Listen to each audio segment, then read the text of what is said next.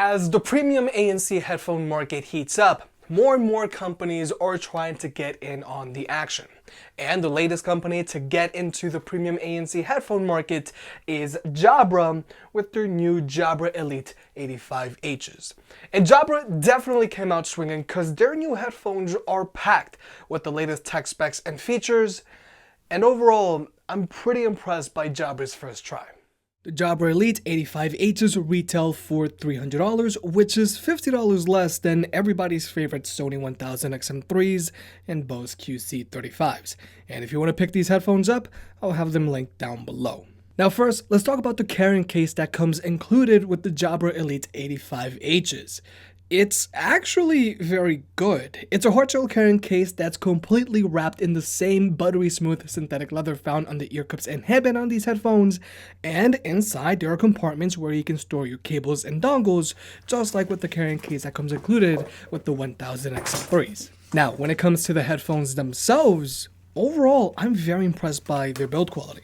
When you extend their headband, it glides into position, the ear cups pivot and swivel very smoothly, and when you flex the headband, there's very minimal sound. In general, the materials used on these headphones feel very premium. The fabric covering the headband and ear cups feels very soft, the plastic portions are made to look like brushed aluminum, but most importantly, like I just mentioned, the synthetic leather on these headphones is buttery smooth. And I really like that because the synthetic leather on other headphones, like the Sony 1000 XM3s, can feel very plasticky. Now, when it comes to their overall design, personally, I'm not the biggest fan. These headphones are a bit on the chunkier side. Even though their ear cups themselves are fairly low profile, due to their flared out yoke design, it makes the headband on these headphones not look as low profile compared to other ANC headphones on the market. But they're definitely not the worst looking headphones out there. These are just minor nitpicks. Now, when it comes to fit, there's good news and there's bad. The good news is that these headphones have some very spacious over-ear ear cups. They're not as spacious as the Bose QC35s, but they are more spacious than the Sony 1000 XM3s. So these headphones would be a good candidate for someone who has larger ears or ears that stick out a lot. And like I mentioned earlier, the synthetic leather on these headphones is buttery smooth, so that's a plus. And these headphones are comfortable to wear because these ear cups apply an even amount of pressure all around. The bad news is that I have to say these headphones are not big head approved. These headphones have a very snug fit, and I found that I could only wear these headphones for at most an hour straight before suffering wear fatigue. Now, I've given these headphones time to break in, and I even tried readjusting their headband, but I still don't find them to be as comfortable as their competitors. So, to be on the safe side, again, I gotta say these headphones are not big head approved. Alright, now with design and fit out of the way, let's get into tech specs and features. Like I mentioned earlier, Jabra really tried to cram in as many features as they could into their 85Hs. First off, when you rotate the ear cups to their wearing position, the headphones will power on. And when you rotate the ear cups back to their flat position, the headphones will power off again. Not a lot of other headphones have this feature, but it's pretty cool. But from what I can tell, this is the only way you can power on and off these headphones. These headphones also have on-ear detection, where if you take your headphones off, they'll automatically pause your music, and when you put them back on, they'll start playing your music again. Now, personally, I don't like to use this feature on any of my headphones, so I just turn it off. But I found the on-ear detection on these headphones is very accurate, and it's not going to start to randomly play and pause your music when you're walking around like some other headphones do that also have this feature. Now, when it comes to battery life, these headphones have an advertised battery life of 36 hours with ANC turned on. And that's pretty impressive because right now the industry standard for battery life on ANC headphones is around 25 hours of battery life. And Jabra even claims that if you use these headphones with ANC turned off, they'll last you for 41 hours. And personally, it's been a challenge for me to actually drain the battery on these headphones for this review.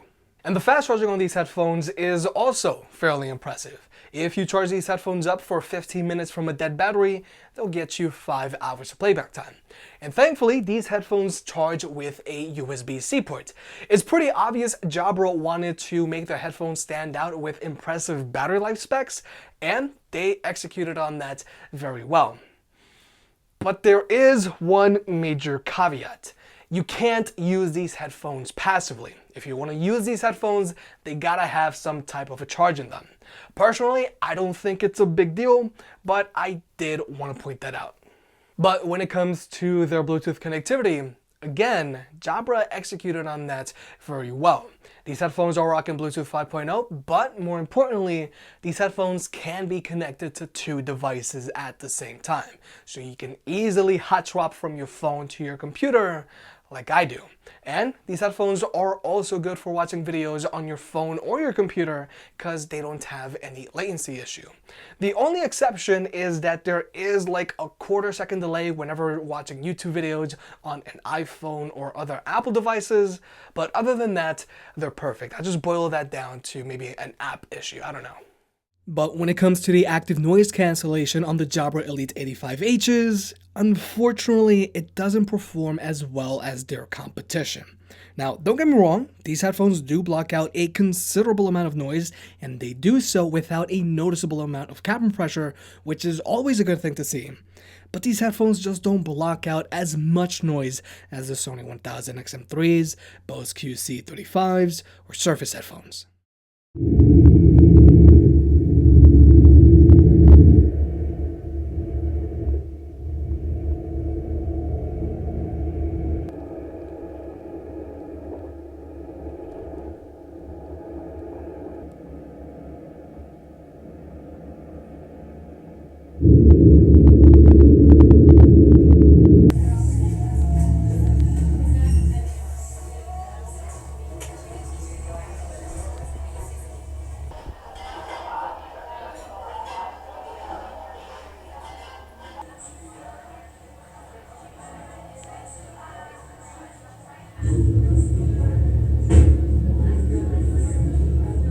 Like you may have just seen, the Elite 85Hs just don't block out as much noise as their competition.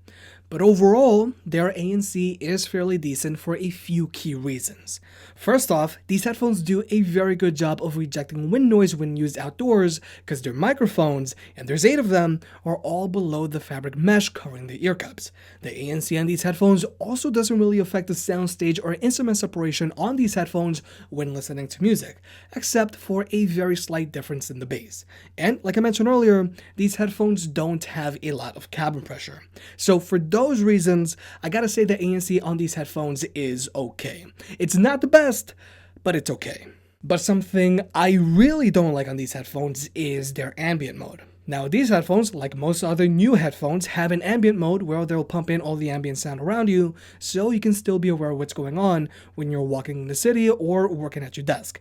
And through Jabra's app, you can even adjust how much ambient sound you would like to let in. Unfortunately, I found that ambient mode on these headphones produces a lot of hissing in the background. Now, this hissing isn't noticeable when listening to music, but it is very noticeable whenever you're watching TV with these headphones. But my other problem with the ambient mode on these headphones is that they pick up everything. They aren't smart enough to block out random loud noises like a police siren or a dog barking like other headphones are. And just so you can see what I'm talking about, here's a quick demo. Major headphone warning.